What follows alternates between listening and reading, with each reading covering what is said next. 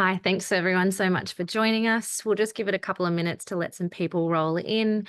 So this is a Q&A info session for move-in day at Student Living. I'm Ashley, I'm the engagement coordinator at Student Living, and I'll just pause it for a moment to let some people join. Thanks so much.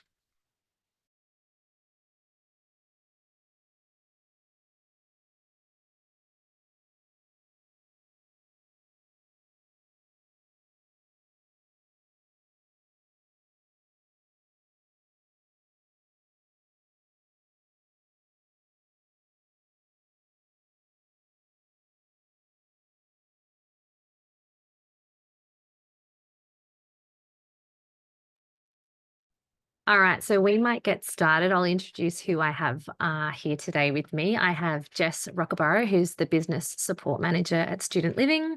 I have Casey, who is our Customer Service Team Leader, and I have Judy, who is our Head of Finance at Student Living.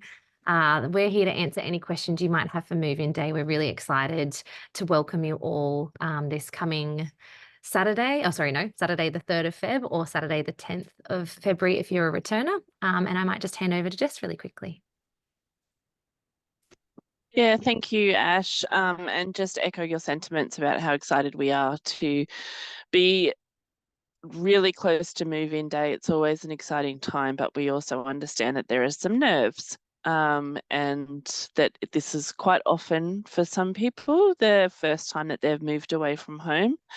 And equally, we find a lot of parents and caregivers have some nerves around this as well. So hopefully we can provide you with some information today.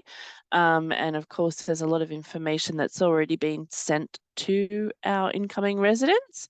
But yeah, just really excited to spend this time with you this afternoon.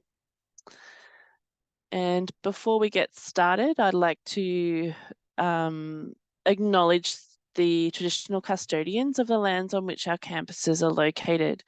We have the Worimi Nation and the Pamalong clan of the Awabakal Nation here in Newcastle, and the Darkinjung people on the Central Coast. We pay respect to elders past, present and emerging.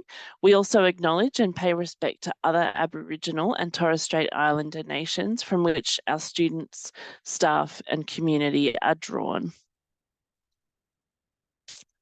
Now, Ash is going to go through a few important elements, I guess, and then we'll open up to some Q&A. So you'll see down the bottom of your screen, there's a Q&A box. We encourage you to pop all of your questions in there, and we'll move through them at the end of this short presentation. Thanks, Ash. Thanks, Jess. And I will let everyone know that we're recording the session. So if you need to go back, we'll upload it to the website and you can go back and check the answers to any questions you might have. So move-in day, we're so excited to welcome you all here. So we have the 2 separate days for new and returners. As I mentioned, the 3rd of February for new residents and the 10th of February for returners. And the dates are on the screen there. Parents, helpers are welcome to accompany you on move-in day, but we do ask that all guests depart the precinct by 4 p.m. on the Saturday to let everyone sort of settle into their areas by themselves. If you're unable to make it on the dedicated move-in days, you are able to move in on the Sunday the 4th for new residents between 10 a.m. and 2 p.m. And you can check in over at the West Tower reception only during office hours. And then again, if you can't make it on the Sunday, normal business hours, our office will be open to help you move in. So to the check-in points. So we've got 2 check-in points, and that depends on what residence you're going to be residing in. Hopefully all of you will have received your welcome guide, which has information on location points. There is specific map instructions to get into the campus. So West Tower, you enter via Stanett Street, and for Edwards Hall, you enter through Wirra Crescent. And as you can see, West Tower check-in is for North, South, East and West Tower and Evatt House. And then over at our Edwards Hall main hall location, it's Baraheenaban, Edwards Hall and International House.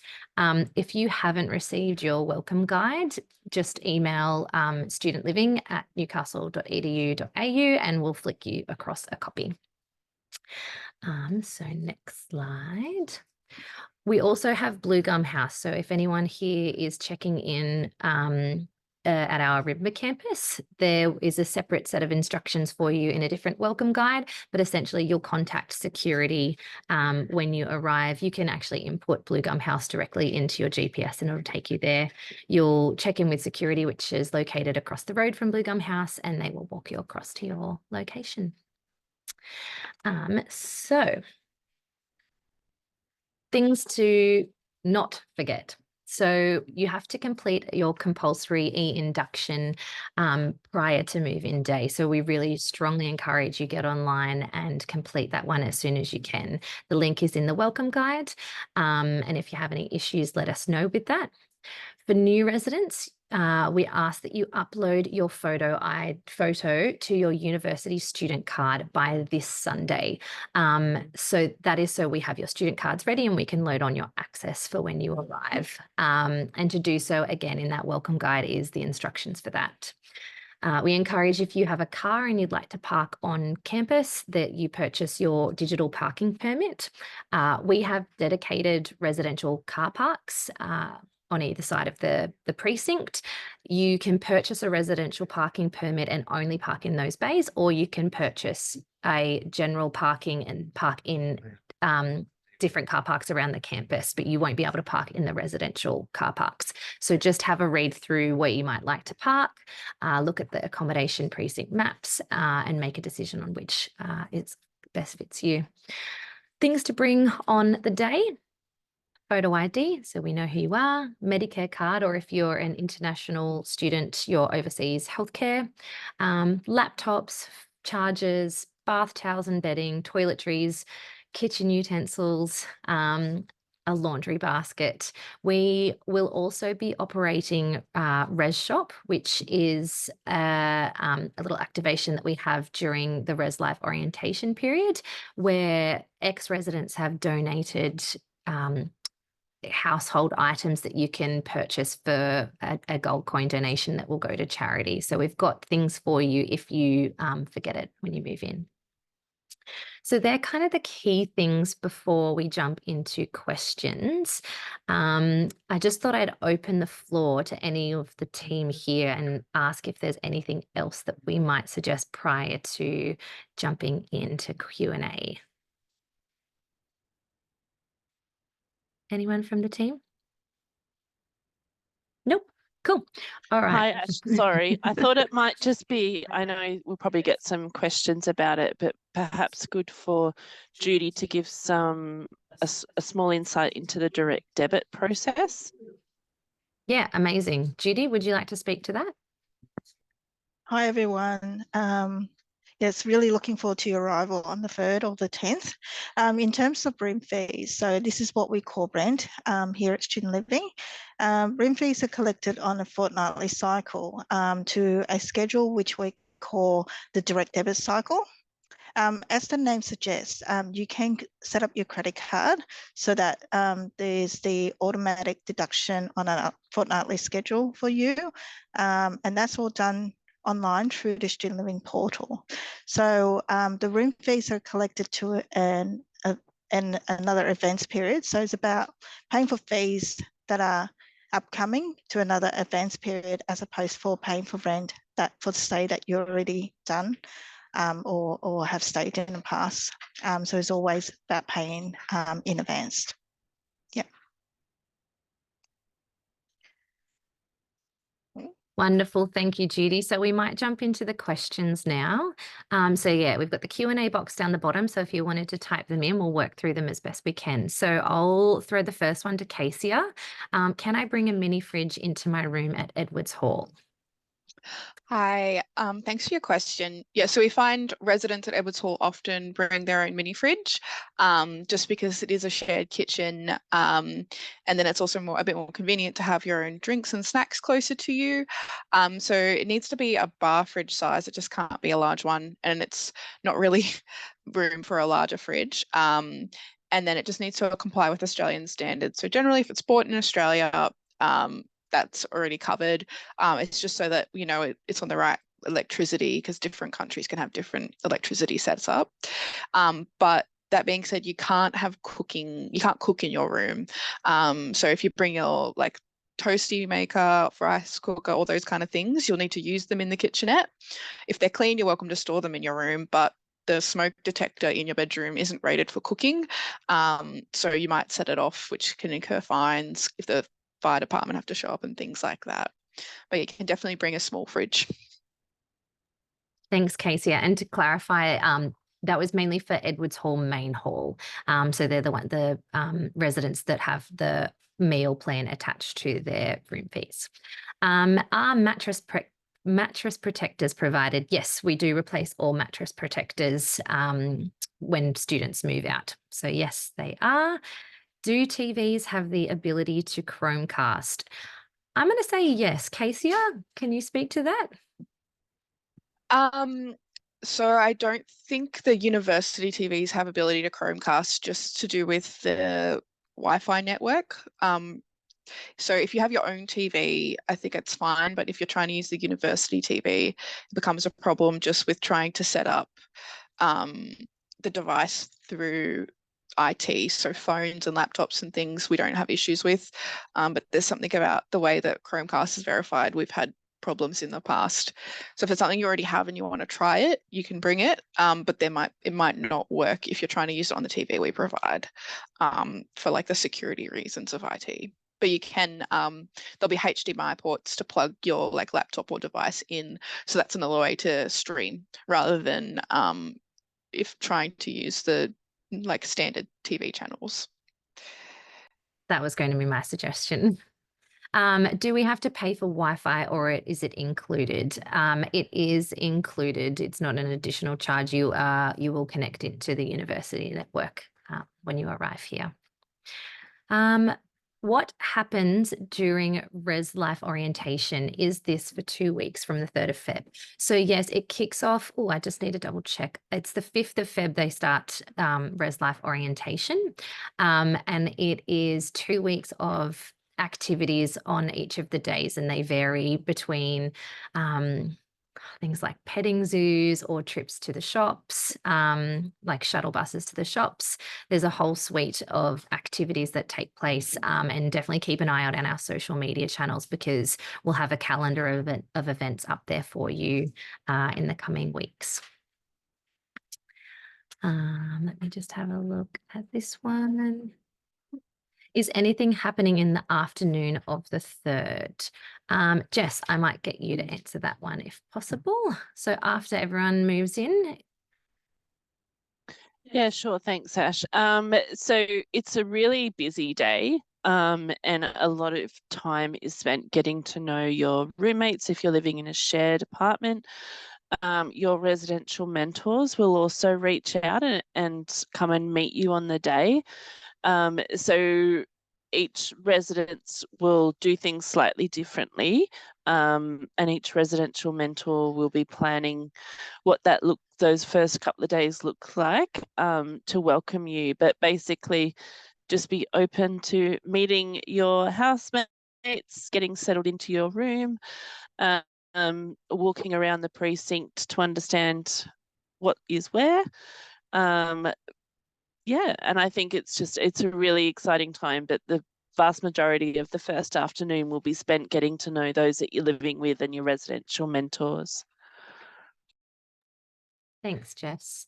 And just confirming, another question came through that the resident itself doesn't have to provide a mattress protector. They are provided by us. Yes. Okay. Is there network ports available for use in the room? This person specified North residents, but I believe I'll throw that one to Casey. Hi, yes. So if you prefer to connect with like an actual cord, an HDMI cord, whatever the cable cords are, sorry. Ethernet, There's a Ethernet. Ethernet, that's the one, sorry. We provide those, and if they're not already in your room, you can come and grab one from reception, or you're welcome to use your own if you already have it, but you have the option of Wi-Fi connection, or you can plug it into the wall if you want a bit of a faster connection as well. Thanks, Casey. So that's all of the ones that I have at the moment coming through the Q&A. If you do have more questions, or if we haven't covered off something that you wanted to ask, make sure you pop it in that box down below. Casey, I might ask you any hot tips for move-in day to make your check-in process as smooth as possible. Yeah. So make sure you have your ID ready.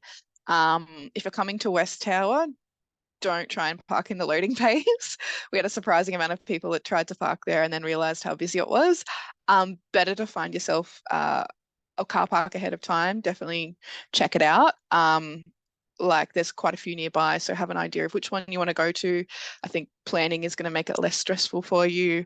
And yeah, we provide a small number of trolleys to help people move larger items in, but if you have something or someone who can assist you with larger items, it is more ideal to bring them along, because the trolleys don't spread very far and you don't want to get stuck waiting for them.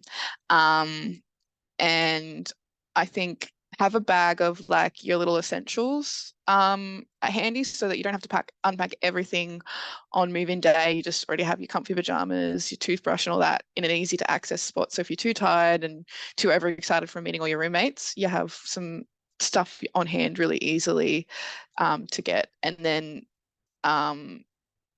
yeah, I think be open to meeting people. Everyone's really friendly, residential mentors, staff. There'll be security on the day to meet, so it's definitely an opportunity to meet everyone.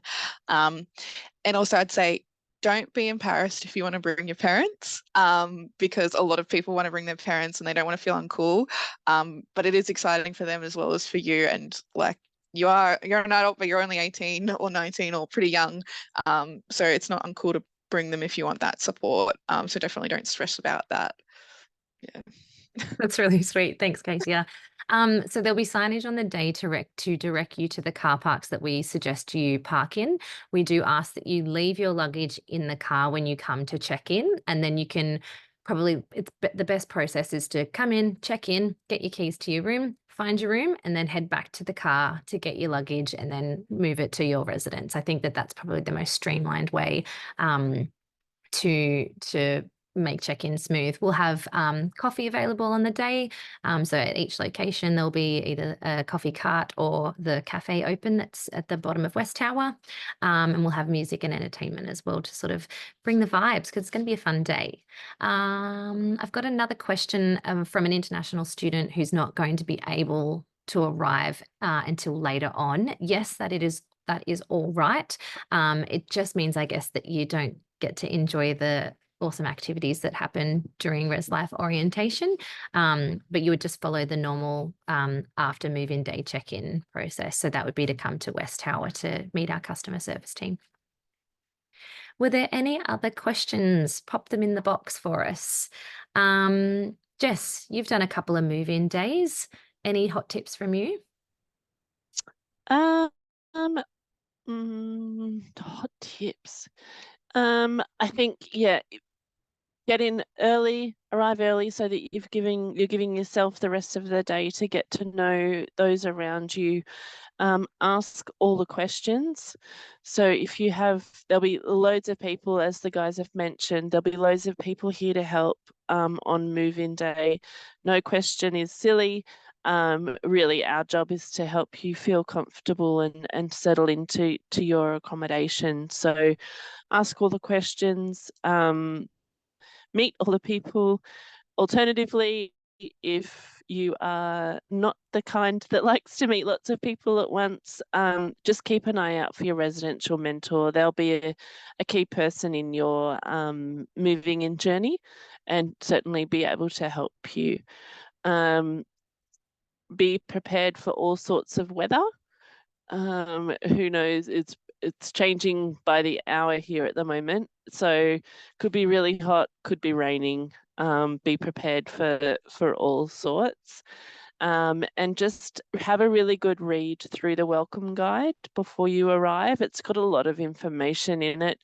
Print it out, write notes, whatever it is that will help you digest that information. But there's that guide has been put together with all the questions that we've been asked over the last couple of years by people moving in. So yeah, really encourage you to read that, and we'll make it available again. We'll send it out to you again next week, just as a bit of a reminder. But yeah, our Casey and our customer service team are here to help. And we really encourage you to come in and ask the questions rather than sitting in your room worrying about something. We love to meet all of our residents, isn't always possible. But yeah, really encourage you to come down and see us on the day, or in the week following if you've got any questions, or if we can help in any way. Thanks, Jess. Okay, a few more questions have rolled through. So what is the difference between Res Life Orientation compared to regular O Week? So Res Life Orientation is a dedicated period of events just for residents. So it's from when you move in for those 2 weeks, and then following that, there is the university orientation period that's run by our Student Central team. So only residents can partake in the Res Life orientation, and then you can meet other people at the university through the university's orientation week. For those interested in shared units, will we be meeting our roommates on the 3rd, or will there be an introduction beforehand? Judy, I might get you to speak to the roommates and the puzzle piecing together, and when they collect their keys. Hi, yeah, that's a really good question. So you will meet your roommate on the day of check-in. So not everyone will be checking in on the 3rd.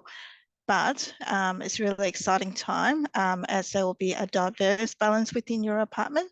So depending on which lifestyles or living environment that you have selected, most of the apartment will be like a mixed gender apartments, and there'll be a mixture of new and returning students. So they won't be all arriving on the same day because of that. Some will be arriving on the 3rd and some will be arriving on the 10th. And then those that can't be checking in on those days will be arriving later. But it's a really good opportunity to meet everyone as people arrive before uni starts. And then obviously through the programs that we've just heard about in the Res Life, the orientation week period, onboarding, and then you'll get to meet your RMs along the way as well. So there'll be a lot of opportunity to meet other people. Awesome. And a really great question here. Should we buy groceries before we arrive or together with roommates? My recommendation would probably be move in your stuff and then maybe do a grocery run. And depending on if you're in your own accommodation or if you're in a shared apartment, I would probably suggest for the first little bit you purchase your own groceries. And then once you've built that relationship with your roommates, your housemates, you could probably come to an agreement following. Okay, I've got a question here. Would my parents still be able to help me move in if I move in later and not in move-in day? Casey, I might throw that one to you. Hi, yeah, great question. Yeah, they're still welcome to help you move in. During the first 2 weeks, like the Res Fest week, we do have like a no guest period. So it'd be similar to move-in day. They wouldn't be able to stay over, but they'd be able to help you with all the moving in and getting settled. If it's a bit later than that, outside of the no guest period, there's an option to register guests and things like that, or they might want to get a place like nearby so that they get to help you move in, but they give you a bit of your own space as well. But yes, luckily we are further away from restrictions and things, so we're able to have parents and helpers on campus to help move in. Thank you. And following up from that, what sort of things are provided? We've got a question here saying, do we need to bring our own vacuum? I believe know there's vacuums provided and what kind of cleaning is provided. This person has specifically asked for Barra, but can you just provide an overview, Casey, of the cleaning provided?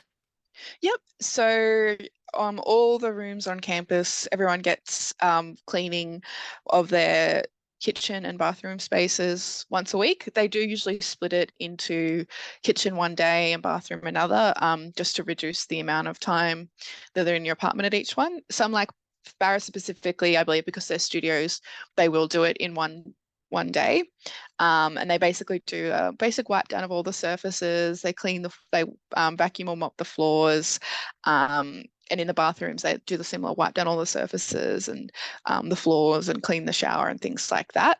But for like in shares and things like that, you do have to they won't move items around. So if you need to keep it tidy, everyone needs to keep it tidy regardless of where you are, so that they can do their job, because they don't want to respect your privacy, they don't want to be touching your belongings, so they will just clean around them. So eventually it's going to become a problem if they're in key areas and not able to get cleaned. And then in terms of things like vacuums, so in the shared apartments, in the Towers, Edwards Hall, self-catered, Everett and International House, the shared apartment is provided for its own vacuum. And then on each floor of the Towers, there's a communal vacuum. And then within Edwards Main Hall, there's communal vacuums and there's cleaning cupboards on each level. Barra Hinnaben, similar, along each level, there's cleaning cupboards every few rooms, so they're shared vacuums.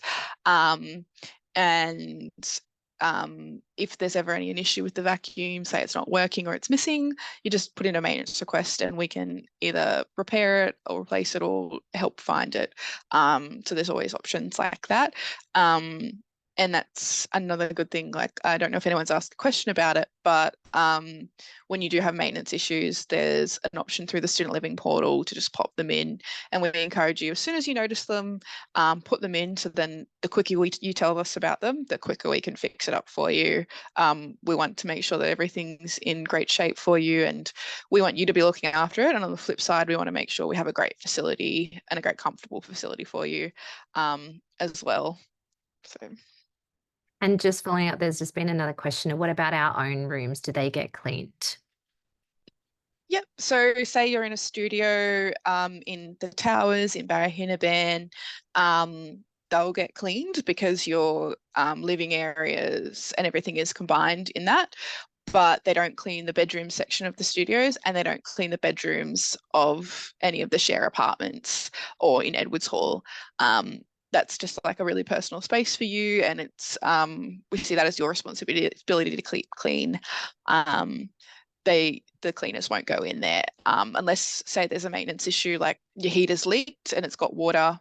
They'll help with those kind of cleaning, but not on a regular weekly basis. Thanks for clearing that one up. Do I need to bring cooking utensils, pots, pans, toasty maker? Yes, so you will need to bring anything that you plan on using to eat with. There are toasters and kettles provided, and you can see a list of what's included in your specific residence on the website. So it'll have the inclusions on there, and also in our brochure if you ever had a look at those. But yeah, in terms of like knives and forks and bowls and everything like that, yes, you will need to bring that one along with you. Got another question here. There are a lot of people from my school area living in the same residence as me. What are the chances we'd be in the same room? Well, that's a tough one. I don't know if we're going to, there's probably not a possibility that we're going to be able to answer that. I know that there is a housemate request that can be submitted if you've been allocated the same residence or same room type. But Judy, do you want to speak to anything in relation to that? No, we essentially can't really tell you if you'd be in the same room. You'll find out when you move in. As Ashley suggested, there's an opportunity to put in a housemate request at the time when you're finalising your acceptance. again, because we're trying to build a diverse and a mixture of people, it's a really great opportunity to meet others as well. So unfortunately, because of that, we won't be able to ensure that you're a place with all of your friends. But there is an opportunity to nominate one. My experience also within the residents is that they're all very close proximity and walking distance and location. So I'm sure you'll have a lot of opportunity to visit others, ones that you are close friend with, your old friends, and meeting other new friends as well. So all very close distance to one another. Thanks, Judy. So there are no more questions. I might just leave it for a couple more minutes. So if you have any last minute things that you wanted to ask us before move-in day, pop them in that Q&A box. Otherwise, we might wrap it up. Any last minute questions from anyone? Nope. Doesn't look like it. As I mentioned, if you've forgotten what we've said during this webinar, we'll pop it up online as soon as we can, so you can go back through and double check what we've said. The welcome guides will be circulated once again in the newsletter that you'll be receiving, and that will have all the information that we've sort of discussed. Make sure you look at the website for any inclusions as to your specific room and residence. And yeah, we really look forward to welcoming you guys here on hopefully move-in day, because it'll be a great day. But if you can't join us for move-in day in the coming weeks after that. And yeah, we're really excited to kick off 2024 at Student Living. All right, if there is nothing else, I'd like to thank the team for joining us today, KCR, Judy and Jess, and I'm Ash. And yeah, have a great afternoon, everyone. Thanks so much.